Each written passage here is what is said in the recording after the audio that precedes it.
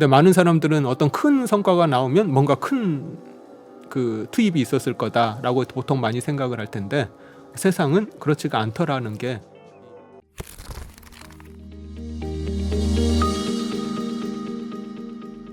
박성진 대표님은 사실 이제 가치 투자자로 많이 유명하시고 네. 많은 분들이 알고 계시는데 가치 투자가 뭐야?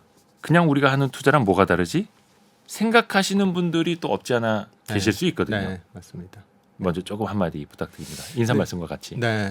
근데 이제 사실 가치 투자라는 게 뭐 되게 어렵게 들리실 수도 있는데 네. 사실은 우리들이 일상적으로 어떤 물건을 살 때 우리들이 하는 행동이 사실은 가치 투자자의 행동하고 똑같거든요. 네. 예를 들면 주부님들이 뭐 슈퍼마켓이나 뭐 장 보러 가셨을 때 물건을 꼼꼼히 따져보고 뭐 좀 더 싼 물건이 어디 있는지 이렇게 찾아서 물건을 구매를 하시잖아요. 네. 그리고 또 뭐 집에서 가전제품을 구매할 때 뭐 여러 가지 사이트들 또 오프라인 매장들 둘러다니면서 어디가 냉장고가 좀 더 싼지 세탁기가 뭐 이렇게 구매를 하시는데 그렇게 구매하는 행동이 바로 가치 투자거든요. 그래서 이제 주식도 사실은 이제 그렇게 꼼꼼하게 따져보고 가치 대비해서 싼 주식을 사려고 노력하는 행동이 가치 투자라고 할 수 있을 것 같습니다. 그러니까 내가 지불하는 것이 가격이고 네. 내가 얻는 것이 가치. 그 두 가지를 계속해서 비교하는 것. 네, 맞습니다. 근데 사실 많은 분들이 말씀하신 뭐 냉장고, 휴대전화, 하다못해 뭐 볼펜 하나 살 때도 네. 한 번씩은 잘 나온지 써보고 네, 가격 비교를 해보고 하는데 네, 왜 주식을 살 때는 네. 가격과 가치를 잘 비교를 안 하게 되는지. 주식을 살 때는 사람들이 싼 걸 찾는 게 아니고 예. 비싼 걸 오히려 사는 경향이 많이 있거든요. 오히려 그 반대로. 주가가 올라갈 때 예. 너도나도 사고 싶은 생각이 드는 게 좀 실제 물건을 살 때 하고 행동이 많이 달라지는 것 같습니다. 그 버핏이 그 말씀하셨던가요? 주식이 이제 가격이 사람들이 더 비싸게 사려고 하는 유일한 물건이다라고 표현을 했잖아요. 네, 뭐 유일한 것까지는 아닐 것 같은데요. 네, 네, 네. 하여튼 그런 그죠, 뭐 기펜제 사치품이 중에 낫다는 것도 있으니까. 그런 걸 기펜제라고 하는데요. 네. 네, 그런 기펜제 중에 하나이지 않을까 생각됩니다. 네. 제가 알고 있는 그 이연 투자자문의 박성진 대표님은 평소에도 굉장히 좀 차분하고 뭐 이렇게 진중하시고 이런 스타일이신데 이게 약간 편향일 수는 있겠습니다만 같이 투자하시는 분들을 보면 성향이 좀 비슷하신 것 같아요. 네. 성격이 조금은 느긋하기도 하고 네.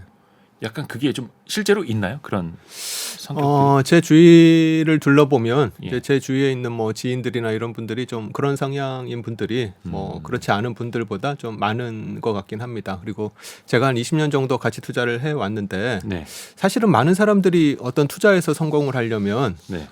뛰어난 지능이나 통찰력 뭐 이런 게 필요하지 않을까 뭐 이렇게 생각을 하시는데 제가 본 결론은 네. 그런 뛰어난 지능이나 높은 통찰력보다는 상식에 기반한 그 상식과 인내가 좀 네. 더 중요한 자질이 아닌가 싶고요. 그래서 예를 들면은 그 TV에도 자주 나오시는 그 전원주 선생님 같은 그런 자질. 예. 전원주 선생님이 그 탤런트 중에서 굉장히 좀 주식 투자. 재테크를 잘하시는 SK 하이닉스만 거의 한 10여 년 네, 투자하셨다고. 맞습니다. 네. 그래서 전원주 선생님처럼 좀 이렇게 상식을 가지고 좀 장기적으로 이렇게 오래 기다릴 수 있는 그런 자질이 사실은 주식 투자를 하는데 더 굉장히 중요한 자질이 아닌가 그렇게 생각을 합니다. 어떻게 보면 이제 본인의 성향, 성격하고 투자 스타일도 네. 어떻게 좀 맞습니다. 맞춰가야 하는 거고. 네, 네. 그래가 그래서 또 가치 오래 투자자 가시고. 분들이 좀 그런 성향을 가지신 분들이 좀 많지 않나 싶습니다. 근데 또 이제 그런 의문을 가지시는 분들도 없지 않아 계세요. 네, 사실 그 가치 투자라는 게 좀 이론이지 이 실전으로 오면 사실 그건 또 무용지물 아니냐 이렇게 네. 반론을 갖고 계시는 분들도 계시거든요. 네, 네. 근데 이제 그거는 딱히 뭐 이게 수학 공식이 아니라서 네. 증명할 수 있는 건 아니거든요. 예. 그래서 뭐 이렇게 하면은 뭐 반드시 이렇게 돼야 된다고 증명할 수 있는 건 아니라서. 근데 이제 뭐 이대호 기자님도 가치 투자를 오랫동안 접해 오신 걸로 제가 알고 네. 있는데요. 이대호 기자님 주변에 계신 분이나 네. 또 제가 20년 투자하면서 저랑 같이 투자를 하고 제가 이제 알아왔던 그런 분들을 보면 가치 투자를 실천해서 적게는 뭐 몇십억, 뭐 많으면 뭐 수백억, 몇백억. 수천억, 예, 그런 분들이 계속 생겨나는 걸 보면 이게 뭐 딱 증명할 수는 없지만 가치 투자가 효과가 있다고 생각을 하고 있습니다. 네. 물론 또 제가 잘 되신 분들하고만 친하게 지내서 그런 걸 네. 수도 있겠습니다만, 근데 이제 공통적으로 보면은 이제 꾸준함 혹은 반복, 지속 가능성이 이제 가치 투자에 있기 때문에 또 누구나 할 수 있고 그죠. 초등학교만 졸업하더라도 누구나 할 수 있는 게 사실은 또 가치 투자여서 네. 우리가 그 방법을 이야기하는 거죠. 네. 어떻게 아까 조금 전에 나왔던 그 전원주 선생님이 예. 뭐 특별한 투자 어떤 기법이나 뭐 이런 거를 뭐 대학원에서 공부하시고 투자를 하신 게 아니잖아요. 네. 그냥 상식과 인내를 가지고 투자를 하셔서 성공을 하신 것처럼 음. 사실 가치 투자라는 게 딱히 그렇게 어려운 건 아닌데 네. 이게 마치 그거랑 비슷한 것 같습니다. 뭐 다이어트를 하려면 네. 그냥 꾸준히 운동을 하고 뭐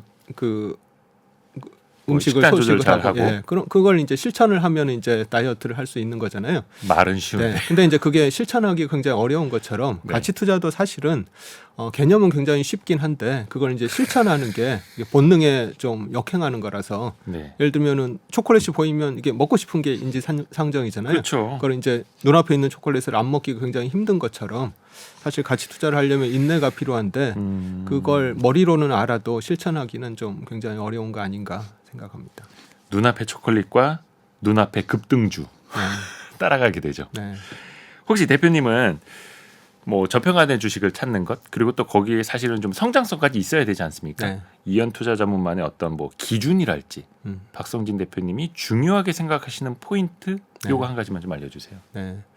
이제 사람들마다 이제 가치 투자를 하는 사람들을 둘러봐도 이 네. 가치 투자가 스펙트럼이 굉장히 다양하거든요. 그렇죠. 그래서 뭐 제 주위에 있는 오랫동안 저랑 같이 투자를 했던 지인들을 봐도 저랑 투자 스타일이 굉장히 많이 다르고 이 타임 호라이즌도 틀리고 좋아하는 종목도 틀리고 모든 게 다 틀린데요. 네, 다 다르죠. 하여튼 이제 저 같은 경우는 이제 한 2, 3년 정도 지금보다 돈을 더 많이 벌 것 같은 기업을 찾으려고 노력을 많이 하고 있고요. 그래서 이제 저 같은 경우는 한 타임 호라이즌이 한 3년 정도 내다보고 투자를 하고 있고요. 네. 그리고 이제 그 2, 3년 후에 나올 실적에 비해서 지금 충분히 싸다고 생각되는 이제 그런 기업들 위주로 투자를 해서 예를 들면 이제 지금 시기가 네. 많은 사람들이 다들 성장주에 특히 뭐 2차 전지나 뭐 이런 일부 성장주에 굉장히 사람들의 관심이 쏠려 지금 있죠. 쏠려 있는 상황인데요. 이제 많은 사람들이 이제 지금 빨리 돈을 벌고 싶어서 그런 측면도 있고 네. 또 이제 성장이 확실해 보여서 이제 그런 측면도 물론 있긴 한데요. 근데 이제 성장이 아무리 확실해 보여도 이게 과연 지금 주가가 그 성장을 다 반영해 버리면 사실 네. 이제 먹을 게 없고 또 위험해질 수 있는 거라서 음. 이제 그런 뭐 당장 올라갈 주식이 아니라 한 2, 3년을 내다보고 지금 충분히 싼 기업을 찾으면 싼 기업이 지금 굉장히 많지 않나 생각하고 있습니다. 현재도 네. 또 그걸 이제 실천해 나가고 있는 박성진 대표님이고요. 이제 책 이야기를 좀 해보려고 하는데 사실 박성진 대표님이 어떻게 보면 좀 투자에 대한 고민도 많이 하시면서 공부도 굉장히 많이 하시는 걸로 알고 있는데 오늘 그 부활한 성공 예감 별책 프로 이 시간에 준비하신 게 우발과 패턴이라는 책입니다. 마크 뷰캐넌이 쓴 책이고 우발과 패턴 그 부제는 복잡한 세상을 읽는 단순한 규칙의 발견입니다. 400페이지가 넘고요. 이 책을 첫 사례로 선정하신 이유는 뭘까요? 네. 사실 이제 제가 뭐 지금까지 수많은 책을 읽어 왔는데 네. 그런 책들 중에서 제가 세상을 보는 관점을 완전히 바꿔준 책 중에 하나가 사실 이 책이거든요. 그래요? 그 혹시 매트릭스 영화를 보셨습니까? 예. 네, 그러면 네오가 네. 뭐 빨간 알약하고 파란 알약 중에서 뭐 어떤 알약을 먹을 건지 선택하는 장면이 나오잖아요. 예. 그래서 이제 파란 알약을 먹으면 그냥 기존의 그대로 세상을 보게 되고 이제 빨간 약을 먹으면 완전히 다르게 세상을 보게 되는데 네. 이제 저한테는 이 책이 그 빨간 알약 같은 이제 그런 책이었던 것 같습니다. 거의 네. 매트리스 속에 빠져들듯이 네. 그게 어떤 의미인가요? 네. 그러니까 이제 보통 이제 나중에 저희가 뭐 예. 이야기를 계속 나누게 될 텐데요. 이제 많은 사람들이 이 세상을 그 선형적으로 사고를 많이 하고 있습니다. 선형적 이렇게 네. 쭉 하나로 이어지듯이. 내가 노력을 하면 노력한 만큼 결과가 나오고 예. 또 세상 일이 어떤 뭐 굉장히 큰 사태가 벌어지면 뭔가 그 큰 사태를 일으키는 굉장히 뭐 큰 원인이 있을 거다. 뭐 이제 이런 생각을 가지고 세상을 바라보는데요. 근데 이제 이 책에서 핵심 메시지는 네. 세상이 그런 게 아니다. 우리가 사는 세상은 복잡계고 네. 복잡계에서는 그런 선형적인 결과를 우리가 얻을 수도 없고 또 미래의 결과를 쉽게 예측하기도 어렵고 뭐 이제 이런 얘기를 이제 요 책이 담고 있는데요. 그래서 제가 요 책을 읽기 전에 세상을 봤던 그 세계관하고 이 책을 읽고 나서 세상을 봤던 세계관이 완전히 좀 바뀌지 않았나 생각합니다. 그 책 좀 한번 좀 줘보시겠어요? 지금 사실 저희가 준비한 거는 최근에 나온 개정판이고 박성진 대표님이 보신 책은 요게 제일 처음에 우리나라에 나왔던 책이죠. 네. 이게 몇 년도인가? 되게 오래됐네요. 종이도 엄청 바래지고 이런 거 공개해야 됩니다. 이게 여기 막 메모지하고 이거 보이십니까? 이렇게 페이지 사이사이에 줄 치고 메모하신 게 이거 보이나요? 장난이 아니네요. 와, 원래 이렇게 책을 거의 다를 때까지 읽으세요? 이제 와 메모지. 보통 이제 한 번 읽고 그냥 예. 이제 책꽂이에 꽂아놓은 책들이 많긴 한데요. 예. 이 책 같은 경우는 제가 뭐 여러 군데 나가서 소개했던 경험도 있고 또 제가 이제 뭐 어떤 독서 모임의 멘토 역할도 가끔씩 하는데요. 예. 이제 그럴 때 이제 제가 또 그 독서 모임에서 교재로 사용하기도 하고 해가지고 네. 뭐 좀 여러 번 읽게 된 것 같습니다. 근데 이 우발과 패턴이라는 책이 저는 좀 솔직히 읽으면서 어렵더라고요. 특히 이 책을 쓴 마크 뷰캐넌이 굉장히 유명한 물리학자이고 네이처지 맞나요? 네이처지. 네. 그러니까 우리 왜 연구 논문들 발표하는 세계에서 굉장히 유명한 네이처지의 편집장. 네. 그러니까 내노라 하는 과학자들의 논문을 심사하던 사람이 네. 쓴 책이죠. 그래서 그런지 몰라도 어렵더라고요. 네. 소화하기도 쉽지가 않고 그래서 네. 솔직히 박성진 대표님 왜 이렇게 어려운 책을 선정해가지고 이거 이해도 안 가는데. 아니, 저도 처음에 이 책을 읽을 때는 뭐 네. 그렇게 쉽지는 않았었습니다. 네. 근데 일단은 그거에 대해서는 자세히 이제 책 이야기는 뒷부분에 할 텐데 일단은 어려운 책을 읽을 때, 어려운 책을 접할 때 이걸 어떻게 좀 소화하시는지 책을 읽는 방법이랄까, 소화하는 방법이랄까, 네. 뭐가 좀 있습니까, 방법이? 그게 이제 그거랑 비슷한 것 같습니다. 예를 들면 이제 운동을 할 때 예, 무거운 역기를 처음부터 내가 들려고 하면 그거를 들 수는 없잖아요. 예, 이제 처음에는 뭐 조그만 아령도 들어보고 이러면서 근력을 키우고 이제 그러면서 이제 무거운 것도 이제 들어야 된다고 생각을 하는데요. 네네네. 이 책도 마찬가지인 것 같습니다. 책도 이제 처음에 저도 이제 사실 이 책을 처음에 읽을 때 네, 그렇게 쉽지는 않았었거든요. 근데 이제 그렇게 처음에 읽다가 이제 내가 모르는 낯선 분야의 책을 읽게 되면 당연히 처음에 좀 이해가 안 가고 어려운 부분들이 생기게 마련인데요. 이제 그런 경우에는 저 같은 경우 그냥 그거를 물론 이제 처음에는 좀 노력해서 이해하려고 시도를 하긴 하지만 이제 그렇지 않은 경우에는 그냥 스킵합니다. 그래서 이제 그냥 그렇게 그냥 이렇게 뭐 이해 안 되면 이해 안 되는 채로 이렇게 네. 넘기고. 근데 이제 이 복잡계라는 주제에 대해서 제가 관심을 갖고 있어서 이 책이 아니라 이제 또 복잡계에 관련된 다른 책들을 또 계속 찾아서 읽게 되거든요. 예, 근데 그렇게 되면 그 책에서 이 책을 언급하면서 이 책에서 나왔던 뭐 어려운 개념을 그 책에서는 좀 더 쉽게 설명을 하기도 하고 좀 더 다른 방향으로 설명을 하기도 하고 이제 이런 것들이 쌓이다 보면 그때는 이해가 안 됐지만 이제 새롭게 이해가 되기도 하면서 이제 그런 것들이 쌓여 나가면서 이 근력이 뭐 지력이 생기고 이제 어려운 것도 좀 계속 소화가 되는 거 아닌가 싶습니다. 기초 체력을 올리고 기초 근력을 올리듯이 그러니까 어떻게 보면 내가 들 수 있는 역기를 찾아서 듣는 거고 네, 서서히 무게를 네. 높여 나가는 거고 이게 사실 주식 투자에다가 빗대서 보면 내가 알 수 있는 기업, 내가 분석할 수 있는 주식에만 투자한다. 네, 비슷한 그 난이도를 네, 서서히 네. 올려간다랑 네. 또 맥락이 네, 네, 통하는 네. 거네요. 좋습니다. 해서 우발과 패턴, 뭐 저는 물리학을 더 많이 공부를 좀 해야 되겠고요. 우선은 제목 자체가 우발과 패턴입니다. 이거를 성공회관 별책 부록이 가장 경제적인 방송이니까 네. 경제적으로 이제부터 풀어드려야 되거든요. 네, 네. 그럼 이 책에 우발과 패턴이 있습니까? 그럼 패턴이 나타나는 게 있습니까? 네. 그 사실은 이제 이 책 한국어 제목이 예. 저한테는 살짝 좀 마음에 안 드는 그래요? 구석이 있는데요. 네. 이 책 제목을 보면 우발과 패턴이라고 적혀 있어가지고 네. 많은 사람들이 이 책을 읽게 되면 어떤 세상에 패턴을 발견할 수 있지 않을까 네. 이제 이런 느낌을 좀 주는 책 제목이거든요. 출판사가 네. 그리고 이 책의 부제목도 이 네. 복잡한 세상을 읽는 단순한 규칙의 발견이잖아요. 저도 그거 나오는 줄 알았습니다. 네. 그래서 이 책을 읽고 나면 이 세상을 읽는 뭔가 획기적인 규칙을 내가 알 수 있겠구나. 이제 투자에서도 써먹을 수 있고 네. 좀 더 뭐 세상을 현명하게 살 수 있겠구나. 이제 이런 생각을 하게 될 텐데 네, 네. 사실은 이 책에서 이제 그런 거를 기대하셨다고 하면 예. 사실은 좀 굉장히 실망스러울 수가 있습니다. 제 얘기인가요? 아니, 저도 저도- 처음에 그랬는데 네. 네. 그래서 이제 저도 처음에 이제 이 책을 읽고 나면 뭔가 굉장한 패턴을 발견할 수 있지 않을까 이제 이런 기대를 가지고 저도 맨 처음에는 이 책을 읽었었는데요. 네. 그 제 생각하고는 다른 내용의 책이더라고요. 음, 그래서 이 책의 원 제목이 네. 영어로는 유비쿼티라는 유비쿼티. 책입니다. 네. 유비쿼티라는 게 이제 우리말로 하면 뭐 도처에 존재한다, 뭐 예. 편재한다, 뭐 이런 뜻이거든요. 주위에서 쉽게 발견할 수 있다 이런 뜻인데요. 우리가 네트워크 얘기하면서 막 유비쿼터스 세상 막 이렇게 맞습니다. 표현하는 네, 것처럼. 네, 네, 맞습니다.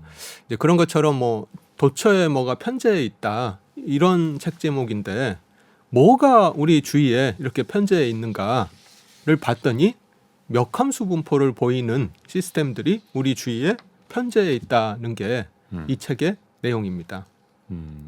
여기에서 네. 그러면 핵심들을 좀 풀어나가 봐야겠네요. 네. 오늘의 책. 복잡한 세상을 읽는 단순한 규칙의 발견. 마크 뷰캐넌의 우발과 패턴. 이것이 궁금하다. 키워드로 풀어볼게요. 첫 번째 키워드. 역함수. 어렵습니다. 채널 돌아가면 안 되는데 그냥 함수도 어려운데 네. 멱 함수. 네. 뭐 멱살 잡는 함수라는 뜻은 아닐 거고 네. 네. 어떤 뜻입니까? 네. 이제 그게 영어로는 파워로인데요. 예. 이게 이제 예를 들면은 가장 최근에 우리한테 굉장히 충격적으로 다가왔던 사건들이 몇 개가 있을 텐데요. 예. 예를 들면은 지난해 발생했던 우크라이나 전쟁, 아, 예. 또 얼마 전에 발생했던 터키 강진, 네. 그리고 뭐 코로나 때 발생했던 뭐 주식시장의 대폭락이나 또 대폭등 네. 이런 것들이 사실은 역함수 분포를 띠는 시스템에서 벌어지는 일이더라는 거거든요. 네.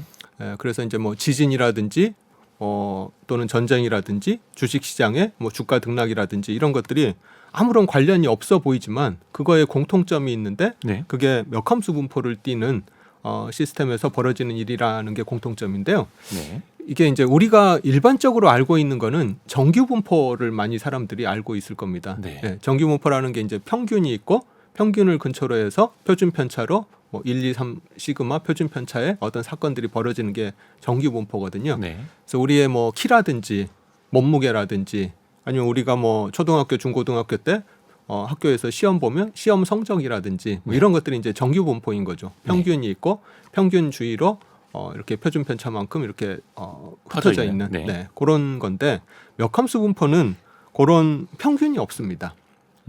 이 평균이 없다는 게 무슨 얘기냐 하면 예를 들면은 그 지진 같은 경우에 네. 이 책에도 나오는데요. 지진 예를 들면 이제 지금 터키 지진이 터졌는데 터키 네. 지진 같은 경우에 진도 7.8 정도 되거든요. 굉장히 강한 네, 지진이었죠. 그래서 사망자가 하여튼 지금 현재로는 한 뭐 5만 명 정도 네, 이렇게 네. 나왔다고 얘기를 하고 있는데요. 이 터키 지진 말고도 일본 대지진이나 관동 대지진 같은 경우, 동일본 대지진 같은 경우에는 진도가 9.1이었는데 네. 사망자가 한 2만 명 정도 예. 됐었고요. 예. 그리고 우크라이나 전쟁 같은 경우에 지금 현재까지 사망자가 우크라이나군 사상자는 한 13만 명, 러시아군 사상자는 19만 명 정도가 되고 과거에 1차 세계대전이나 2차 세계대전 같은 경우는 사상자가 1,000만 명에서 뭐 한 7천만 명까지 이렇게 된다고 합니다. 네. 근데 이제 이런 것들은 그 평균하고 표준 편차 이제 네. 그런 게 있고요. 이제 네. 또 하나가 지진이 근데 이제 이런 터키 강진이나 동일본 대지진의 강진처럼 이렇게 굉장히 강력한 지진도 있지만 네. 사실은 대한민국에도 그렇죠. 지금도 굉장히 자잘자잘한 지진들이 굉장히 많이 발생하고 있거든요. 규모 뭐 2점 몇 뭐 이런 것들. 단지 우리가 느끼지 못할 뿐이지 네. 굉장히 작은 지진이 막 수없이 많이 벌어지고 있는 거고요. 네. 전쟁도 지금 뭐 1, 2차 세계대전이나 우크라이나 전쟁처럼 이렇게 거대한 전쟁도 있지만 네. 또 조그만한 국지전들이 전 세계에서 또 계속 벌어지고 있습니다. 네. 그래서 이제 그런 전쟁의 사망자를 보면 사망자가 뭐 이렇게 크진 않은 거죠. 그래서 이제 정규 분포하고 틀린 점은 이런 전쟁이나 지진이나 또 주가 변동 같은 경우는 굉장히 심각한 사태를 초래하는 경우도 있고 네. 그렇지 않고 굉장히 자잘자잘하게 별다른 일이 없이 벌어지는 사태도 있고 뭐 이런 것들이 벌어지는 거라서 뭐 평균을 구하려면 얼마든지 평균을 구할 수는 있겠지만 네. 그 평균을 그렇게 구한 평균이 의미가 없어진다는 거죠. 굉장히 별일 없는 조그마한 사건들하고 굉장히 강력한 사건들이 이렇게 같이 존재하는 그런 세계가 이 멱함수 분포의 세계라고 할 수 있을 것 같습니다. 이 책에도 보니까 지진 같은 경우에 네, 에너지 방출이 2배가 되면은 지진의 빈도는 4배, 즉 4분의 1로 줄어든다. 그러니까 큰 하나의 사건, 네, 그거보다 약간 적은 사건은 그거보다 좀 더 자주, 네, 그거보다 더 작은 사건은 그거보다 더 자주 이런 식으로 해서 함수 그래프가 네, 멱함수, 이 대각선으로 네, 나타나는 것이 네, 멱함수라고 하는데 네, 네, 산불 피해도 마찬가지고 네. 큰 산불 한 번, 네, 그보다 작은 산불은 여러 번, 네, 아주 작은 산불들은 셀 수 없이 많은 네, 이런 분포를 이야기하는 거죠. 네. 그래서 정규 분포를 보면 이제 아마 중고등학교 때 굉장히 많이 보셨을 텐데 이런 종 모양 커브가 이제 정규 분포잖아요. 네. 근데 정규 분포는 예를 들면 지금 기업들이 식스 시그마 운동을 많이 하잖아요. 네. 이제 그 얘기는 식스 시그마까지 가면 예. 거의 확률 제로에 가깝잖아요. 거의 뭐 불량률 네. 제로 이런 그런 거. 사건은 거의 안 일어난다는 거잖아요. 네. 이제 그런 것처럼 정규 분포는 이렇게 꼬리 부분으로 가면 급격하게 그런 사건이 벌어질 확률이 제로에 가까워지는 게 정규 분포인데요. 네. 이 멱함수 분포는 꼬리 쪽으로 가도 꼬리가 굉장히 이게 패테일이라고 우리가 보통 얘기를 많이 하는데요. 뚱뚱한 네, 꼬리. 뚱뚱한 꼬리. 그래서 이 꼬리 부분의 사건도 얼마든지 벌어질 수 있다는 게 멱함수 분포거든요. 그래서 뭐 세계대전이라든지 터키 강진이라든지 이런 사건도 얼마든지 벌어질 수 있다는 건데 이제 문제는 그런 사건들이 벌어질 가능성이 이제 줄어들기는 하는 거죠. 예를 들면 이제 지진을 들면 지진의 크기가 2배로 되면 그 지진은 4배로 드물게 발생하고 또 전쟁 같은 경우도 예를 들면 사망자 수가 2배가 되는 전쟁은 한 4배만큼 줄어들게 발생하고 주가 폭락 같은 경우도 주가 변동폭이 2배 커질 때마다 그런 주가 변동은 16배 드물게 발생한다고 얘기를 하거든요. 그래서 굉장히 심각한 사건도 얼마든지 벌어질 수 있는 게 멱함수지만 그런 사건이 벌어지는 거는 그렇지 않은 사건보다 이제 2배, 4배 이런 식으로 줄어들어서 발생한다는 게 멱함수 분포라고 할 수 있습니다. 그러니까 큰 충격이나 큰 효과를 주는 거는 드물게 벌어진다. 네, 하지만 나는 벌어진다. 네, 근데 또 반대로 생각해 보면은 아주 드물게 큰 충격, 네, 큰 사상자, 네, 큰 효과를 네. 내는 사건들이 크게 벌어진다라는 맞습니다. 네. 뜻이 될 수도 있는 거고요. 잠깐 언급하셨는데 이게 그러면은 주식 시장이나 이 자본 시장에서도 같이 이제 통용이 된다라고 보면 될까요? 네, 맞습니다. 그러니까 이제 어떤 시스템에 예. 데이터를 측정을 해서 그래프를 그려봤더니 예. 그 그래프가 멱함수가 나왔다라고 하면 이제 그 시스템은 복잡계라고 할 수가 있는데요. 네. 네, 방금 전에 얘기했던 뭐 전쟁이나 지진이나 또는 이 책에서 사례들이 굉장히 많이 나오는데요. 네. 예를 들면은 뭐 그 산불이라든지 뭐 예를 들면 유튜버의 구독자 수 분포라든지 네. 또 유튜버의 수입이라든지 또는 뭐 도서 판매라든지 또는 뭐 전 세계에 있는 부자들의 분포라든지 네. 뭐 도시의 크기라든지 이 모든 것들이 다 복잡게 멱함수 분포를 따른다고 나오는데요. 이제 그 얘기는 그리고 이제 주식 시장 역시도 그런 네. 멱함수 분포를 따른다고 나오는데 이 멱함수 분포를 따르는 것들의 특징을 보면 어떤 특징이 있냐면 그 프랙탈이라고 하는데요. 네. 큰 규모에서 보거나 작은 규모에서 보거나 이 모양이 똑같은 걸 프랙탈이라고 하거든요. 큰 규모에서 보거나 작은 네. 규모에서 보거나 모양이 똑같은 그러니까 네. 우리가 멀리서 봤을 때랑 네. 안에 있는 거 확대해서 봤을 때랑 네. 비슷한 패턴이 나타난다라는 맞습니다. 거죠. 예. 예를 들면 이제 주식 투자하시는 분들은 네. 이제 차트를 많이 보실 텐데요. 네. 월봉 차트를 보는 거랑 네. 주봉 차트를 보는 거랑 네. 아니면 일봉 차트를 볼 때랑 네. 만약에 그 옆에 있는 숫자를 다 지워버리면 예. 이게 월봉 차트인지 아. 주봉 차트인지 일봉 차트인지를 사람들이 구분을 못할 겁니다. 아하. 예. 그 변동이 다 똑같다는 거죠. 네, 네, 네. 그래서 이제 그런 모양을 나타내는 시스템이라고 하면 이제 복잡계일 가능성이 굉장히 복잡계다라고 이 책은 얘기를 하고 있습니다. 다만 이 책에서도 이야기를 하는 것처럼 그것이 꼭 하나의 패턴, 어떤 법칙을 꼭 따르지는 않는다. 그렇기 때문에 어찌 보면 또 복잡계다라고 설명할 수도 있는 거고요. 네, 근데 이제 복잡계는 그 몇 함수 분포를 보이는 시스템들인데 그런 몇 함수 분포들을 봤더니 그런 프랙탈 구조를 취하더라고 할 수 있을 것 같습니다. 좋습니다. 다음 키워드로 넘어가 볼까요? 이어서 두 번째 키워드입니다. 좁은 세상. 이게 사실 많은 사람들이 좀 합리적으로 판단을 하려고는 합니다만 실질적인 세상에서는 그런 의사결정이 좀 쉽지가 않죠. 아무래도 옆 사람들의 영향도 받게 되고 그게 모이고 모이면 이제 군중 심리가 되는 것 아닙니까? 방금 이제 키워드에서 나온 것처럼 이게 세상이 좁아서 그런 건지 네. 어떻게 좀 봐야 될까요? 네. 그래서 이제 그 복잡계를 좀 더 설명을 드려야 될 것 같은데요. 네. 이제 우리가 살고 있는 이 복잡계라는 게 뭐냐 하면 세상이 복잡하다는 게 이 네. 복잡계거든요. 예. 예를 들면 이제 저희가 살고 있는 세상이 수많은 사람들이 서로 이렇게 상호작용하면서 이 세상이 이렇게 굴러가잖아요. 예. 예를 들면 이제 저랑 이대호 기자님이 이렇게 서로 만나면서 그 방송 출연도 하고 네. 투자 아이디어도 교환하기도 하고 이제 이런 일들이 이제 Y스트릿에 불러냈다가 네. KBS에서도 네. 불러냈다가 네, 네. 이렇게 수많은 사람들이 서로 상호작용을 하면서 네. 이렇게 세상이 굴러가는 게 복잡계라고 할 수가 있는데요. 네.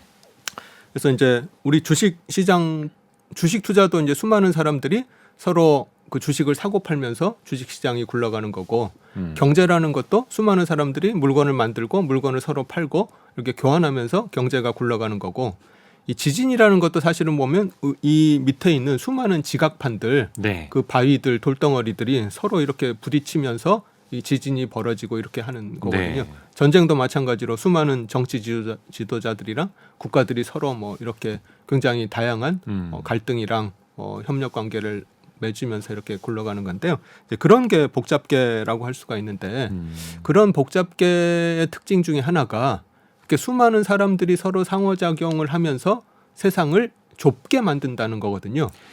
세상을 좁게 만든다. 네. 그게 이제 좁은 세상이라고 하는데요. 예. 예를 들면은 이대호 기자님하고 네. 예를 들면은 바이든 대통령하고 예. 몇 단계로 연결이 혹시 될 것 같으신가요? 글쎄요. 알 수가 있을까요? 제가 볼 때는 예, 이대호 가깝고 기자님이 싶습니다만. 네, 뭐 과거 그 방송을 보면 네. 정치인들하고 인터뷰를 하셨잖아요. 네. 근데 그 정치인 분들이 아마 이제 그 대통령하고 관계가 있으실 테고 또 윤석열 대통령이 바이든 대통령하고 또 관계가 있으시잖아요. 네. 그러면 결국 한 두 단계만 지나면 결국 바이든 대통령하고 연결이 되신. 생각보다 가깝네요, 그분하고. 네, 그래서 예.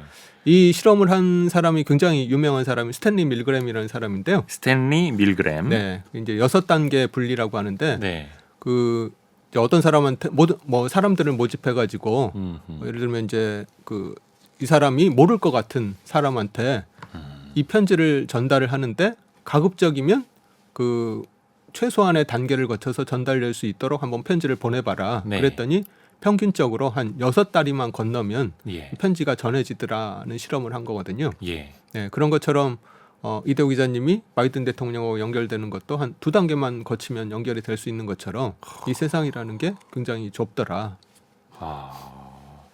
이게 사실 아마 많은 분들 들어보셨을 텐데 세상이 좁다. 그러면서 6다리만 건너면 다 연결이 되더라. 그러니까 우리 박성진 대표님도 6단계 안에서 뭐 블랙핑크랑도 연결이 될 수 있는 거고 네, 네, 피프티랑도 연결이 될 수 있는 거고. 네, 네.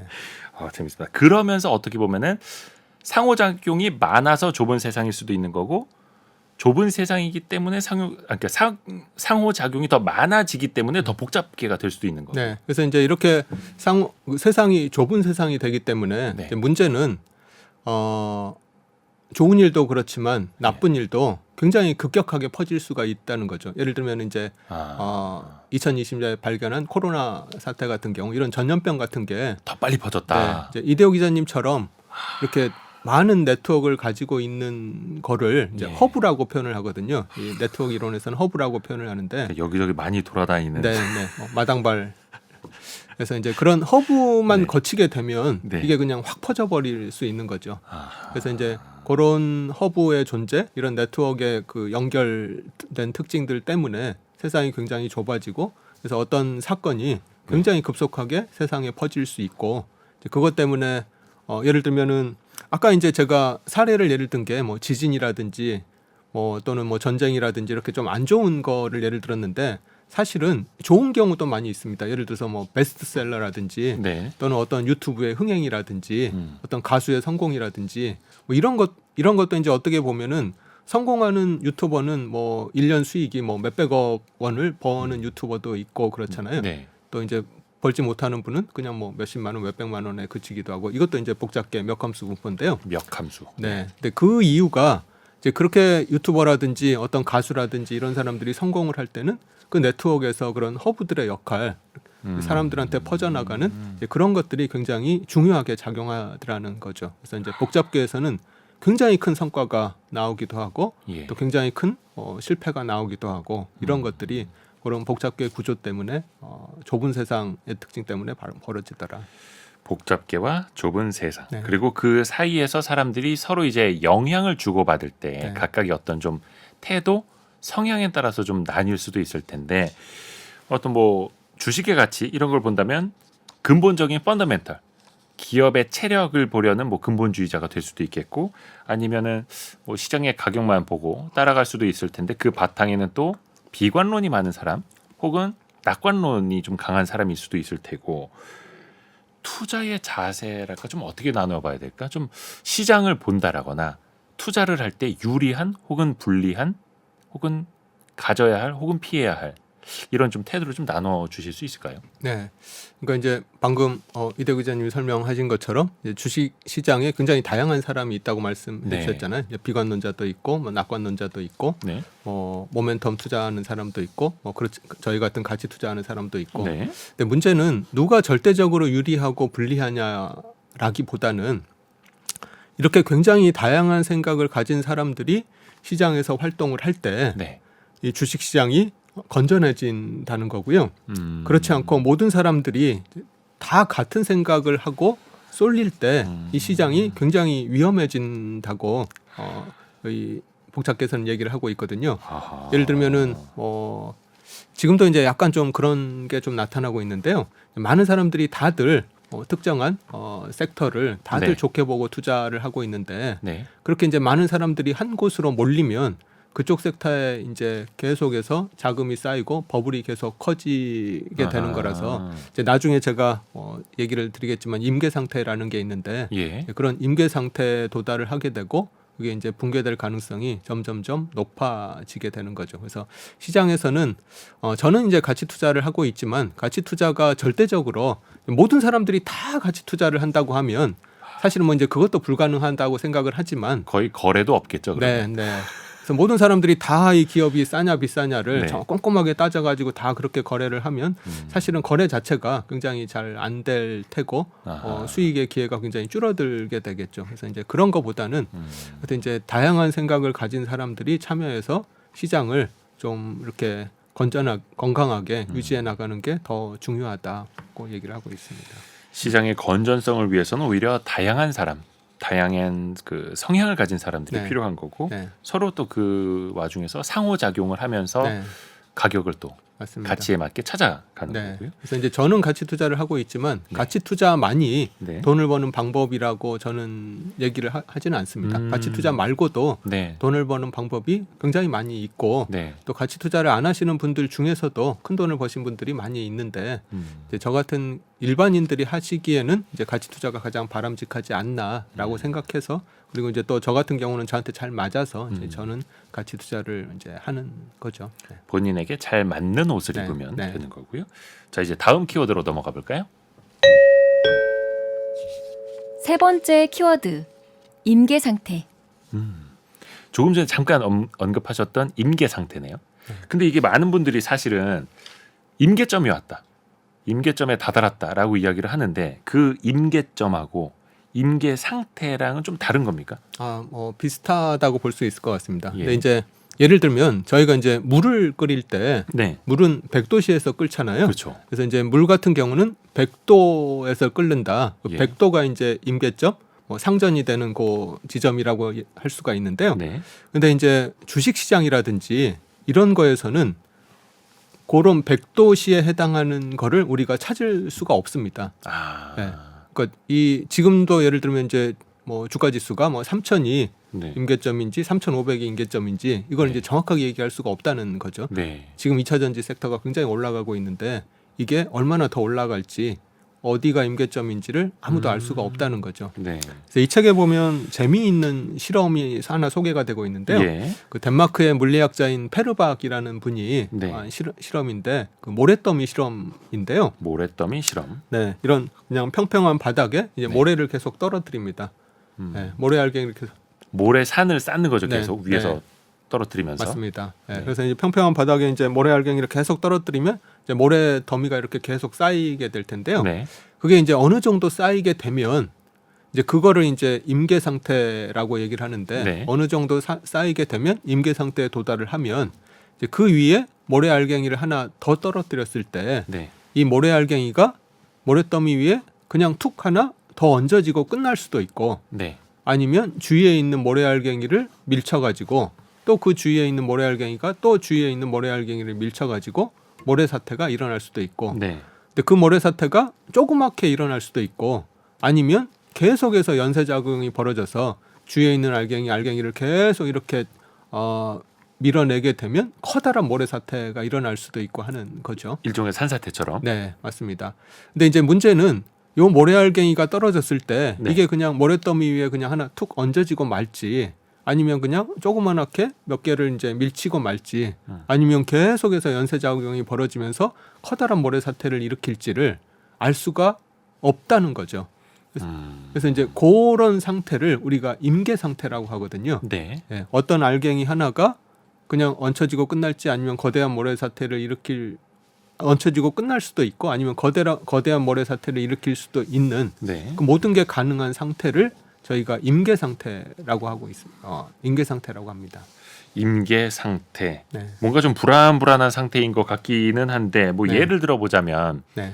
뭐 IT 버블 2000년대 초반 네. 그 터졌던 것도 그렇고 우리나라 뭐 90년대 후반에 IMF 사태가 터졌던 네. 것도 그렇고 2008년에 금융위기가 터졌던 것도 그렇고 사실 2008년 글로벌 금융위기도 여러 파생 상품들이 주택담보 모기지와 연결이 돼 있다가 연체가 생기면서 하나 둘씩 터지고 이게 와그작 터져버렸던 거잖아요. 네. 이것도 그럼 일종의 임계 상태에 있었는데 네. 그 임계점을 넘어서면서 글로벌 금융 위기까지 번진 것 이렇게 해석을 할 수가 있는 건가요? 네. 그러니까 이제 사실은 우리가 살고 있는 세상은 네. 어느 정도는 계속 임계 상태에 존재한다고 할 수 있거든요. 그러니까 예를 들면 이제 경제만으로 보면 네. 돈이 많이 풀리면 풀릴수록 시중에 돈이 계속 쌓이게 되니까 네. 임계 상태가 높아지게 되는 거죠.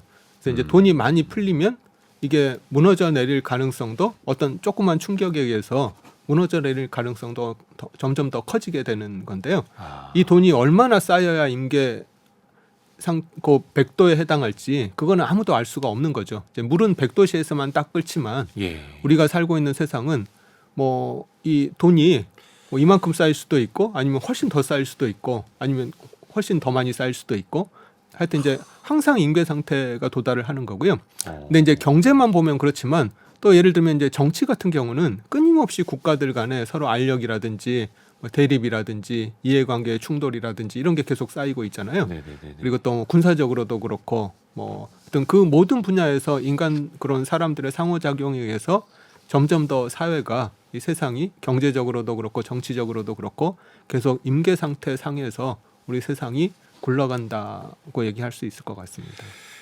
근데 그 말씀 들으면서 생각이 난 게 우리나라 그 가계 부채 이야기. 네. 그러니까 사실 수년 전까지만 하더라도 가계 부채가 1,000조 원을 넘어서 위험하다 네. 했는데 지금 1,800조거든요. 네. 지금 계속 임계 상태가 커지고 있는 거죠. 네. 근데 그게 모래더미가 커지고 있는 거죠.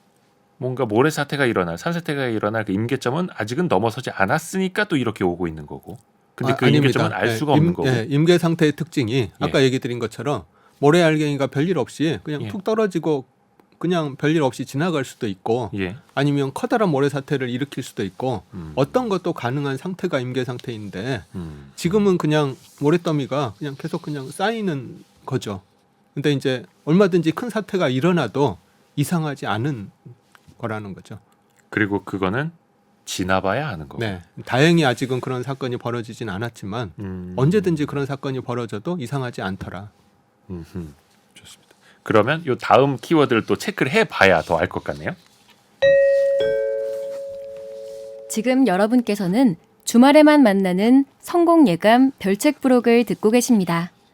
오늘의 책은 마크 뷰캐넌의 우발과 패턴. 네 번째 키워드는 자기 조직화. 자기 조직화에 대해서 이야기를 좀 나눠봐야 될 텐데 그 질문도 한번 좀 들어볼게요. 왜 세상은 임계 상태로 계속해서 나아갈까? 혹은 임계 상태에서 계속되고 있을까도 좀 따져봐야 되는데 앞에서 이야기해 주셨던 그러니까 모래산을 쌓는 실험 같은 경우에는 뭐 사람이 인위적으로 이제 모래를 쌓아놓는 것 아니겠습니까? 그러면 우리가 사는 세상을 임계 상태로 계속 만들어 놓고 있는 건 누구인가? 네. 왜 계속 임계 상태로 쌓여가고 있을까? 네. 이런 좀 근본적인 질문을 좀 네. 던져봐야겠는데. 네. 굉장히 좋은 질문인데요. 예. 아까 그 소개시켜드렸던 페르박 실험에서는 예. 누군가가 이제 그 실험자가 모래알갱이를 계속 떨어뜨리잖아요. 네. 그래서 모래알갱이를 떨어뜨리는 그 주체가 있는데 네. 뭐 우리 인간 세상도 뭐 임계 상태로 나아간다고 하면 뭔가 모래알갱이를 떨어뜨리는 주체가 있어야 될 건데 그게 누구냐? 네. 근데 그게 없더라는 거죠. 아 주체가 없다. 네, 우리 모두가 예. 그 임계 상태를 스스로 만들어간다는 게 우리가 사는 세상의 특징이거든요.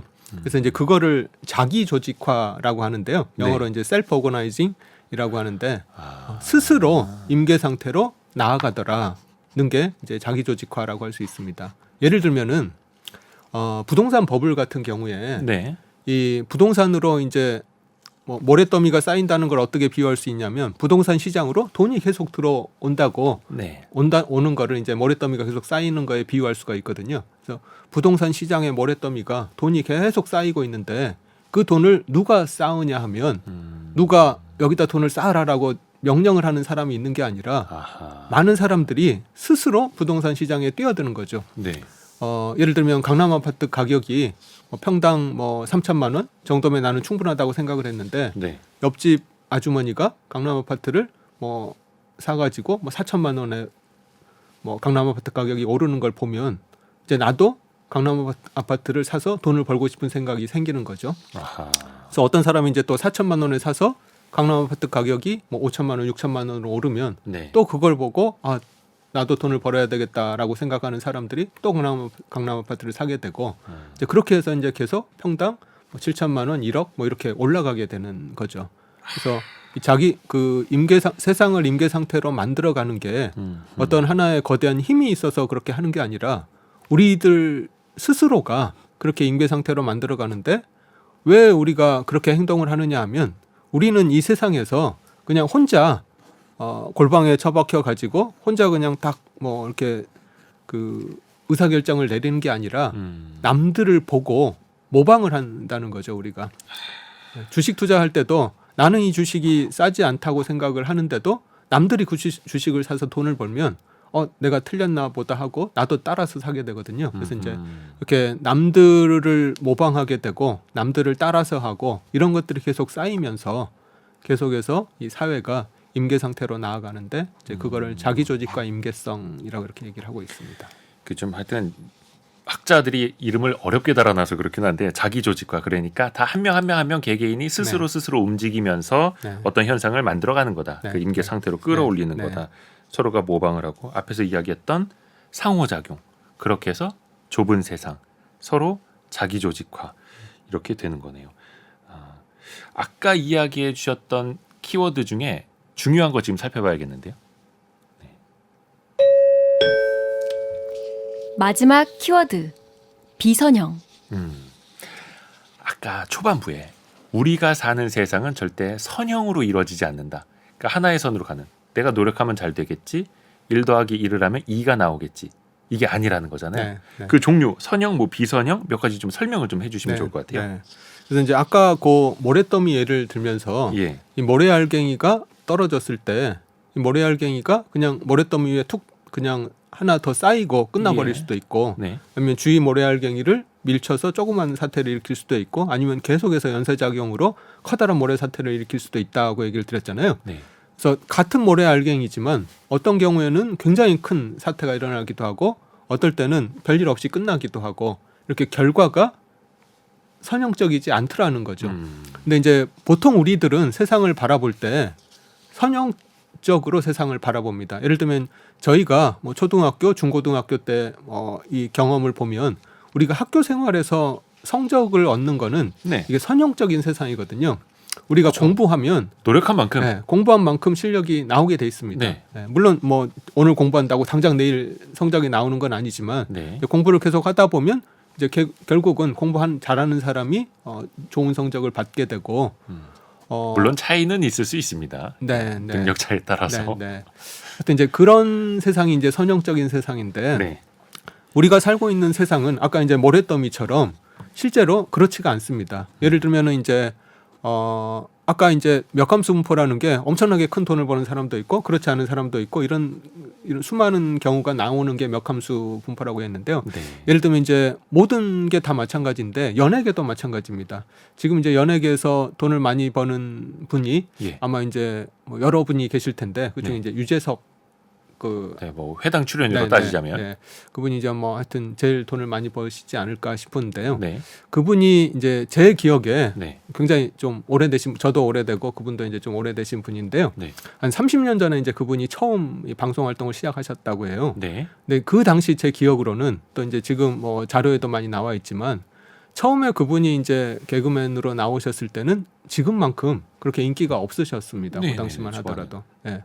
그때 이제 그분들의 동기가 뭐 김국진, 김용만, 뭐 박수홍 이런 분들이 네, 이제 네, 그분 네, 동기인데요.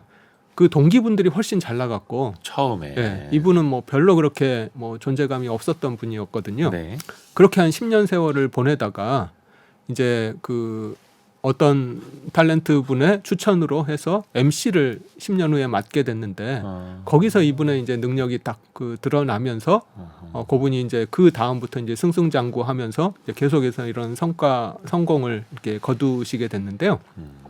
이제 그런 것처럼 나는 같은 일을 하고 있지만 이게 이제 어떤 큰 성과가 나올지 아니면 작은 성과가 나올지를 예측하기 굉장히 힘든다는 거죠. 그래서 만약에 30년 전으로 돌아가서 김국진 씨나 또는 박수홍 씨나 유재석 씨 중에 누가 가장 성공할 것 같은지를 그때 만약 투표하라고 하면 모든 사람들이 유재석 씨한테 투표하는 사람은 그때 아마 거의 없었을 겁니다. 예. 그래서 이제 이 비선형이라는 거는 내가 노력하면 노력하는 만큼 그대로 결과가 주어지는 게 아니라 그렇다고 이제 제가 노력이 필요 없다는 얘기를 하는 게 아니고요. 아, 그렇죠. 네. 노력을 하면 이제 어느 정도는 노력한 만큼 결과를 얻을 수는 있지만 이게 얼마나 큰 성과로 이어질지 또는 실패로 이어질지 하는 거는 이거는 알 수가 없더라. 근데 많은 사람들은 어떤 큰 성과가 나오면 뭔가 큰 그 투입이 있었을 거다라고 보통 많이 생각을 할 텐데 세상은 그렇지가 않더라는 게 이 복잡계에서 비선형이 보여주는 방식인 것 같습니다. 근데 여기까지 이야기를 듣고 보면 약간 허무하다는 생각도 들고 그래서 간혹 이제 어떤 분들이 댓글로 그럼 주식 투자는 공부한다고 되는 거냐 또 이렇게 반문하시는 분들도 네. 계세요. 맞습니다. 근데 네. 이것도 그럼 어쩔 수 없는 우리가 사는 세상이다. 네. 이렇게 답해야 하는 건가요? 네. 근데 이제 어느 정도의 성과를 내는가 하는 부분에서 이제 옛날 말 중에 백석구는 노력으로 되지만 예. 만석구는 하늘이 내린다는 얘기가 있는데요. 이제 그게 이제 비슷한 얘기라고 보여지는데요.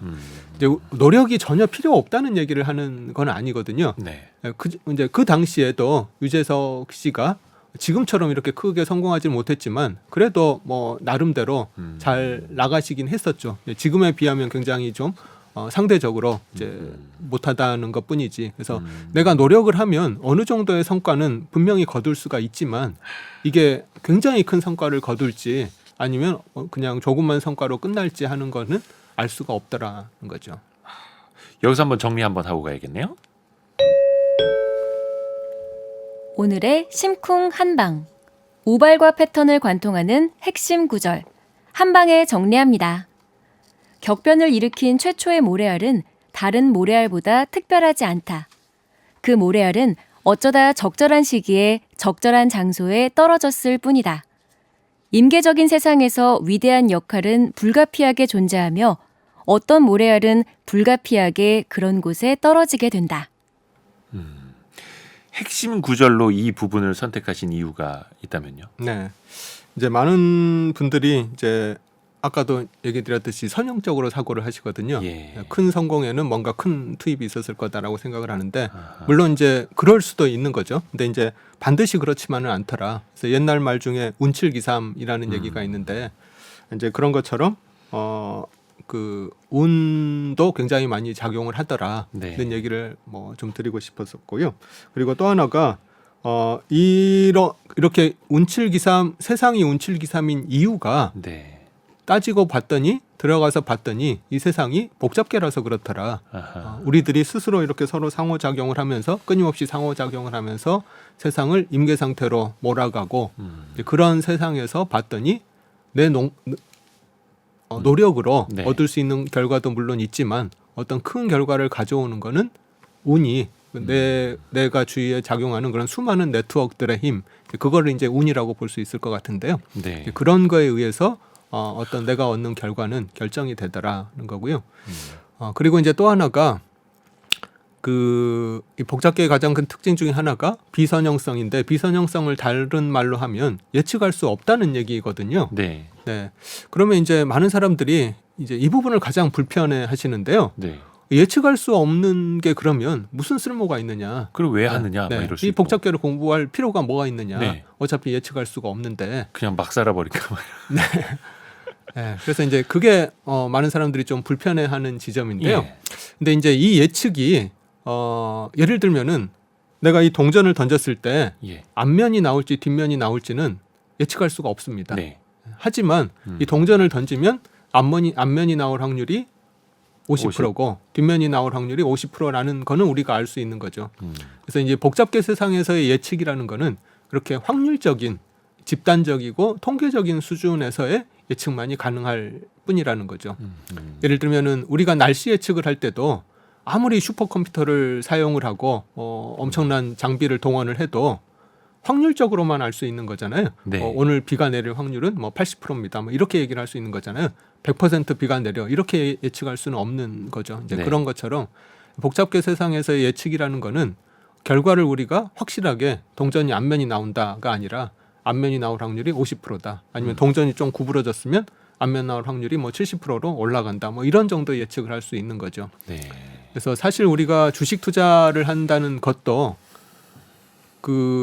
결국은 확률에 베팅을 하는 거거든요. 네. 네. 그래서 맨 처음에 주식 투자자의 자질 중에 하나가 건전한 상식하고 인내심이 굉장히 중요한 자질이다라고 얘기를 했는데요. 거기에 덧붙여서 주식 투자자가 이제 가져야 될 가장 중요한 자질 중에 하나가 이 불확실한 상황을 받아들이고 이 불확실한 상황에서 합리적인 의사결정을 할 수 있는 능력이 굉장히 중요하다고 생각을 하는데요. 그래서 이제 우리가 사는 세상이 복잡계라는 거를 받아들이면 이 세상에서의 내가 얻는 결과가 비선형적이고 예측이 불가능하기 때문에 근데 그 예측이 불가능하다는 게 지금 당장 뭐 앞면이 나올지 뒷면이 나올지는 알 수가 없지만 이제 확률적인 수준에서 내가 예측을 해야 되기 때문에 어떤 그렇게 확률이 높은 베팅을 이제 이것저것 따져가면서 확률이 높은 베팅을 해야 되는 게 우리 주식 투자자가 해야 될 거다라는 거를 배울 수 있지 않나 싶습니다. 확률적, 통계적으로 사고하고 판단하고 결정하고 행동하고 그리고 운칠기삼일 수는 있지만 항상 노력 30%가 없으면 운칠기삼도 있을 수가 없는 네. 메시지가 확실히 정리가 됐습니다. 사실 이 물리학자인 마크 뷰캐너는 절대 이렇게 쉽게 설명 못했을 겁니다. 이현투자자문의 박성진 대표님 덕에 이 어려운 책을 우리가 쉽게 좀 이해할 수 있었던 것 같습니다. 오늘 진짜 좋은 말씀 고맙습니다. 감사합니다. 아유 감사합니다.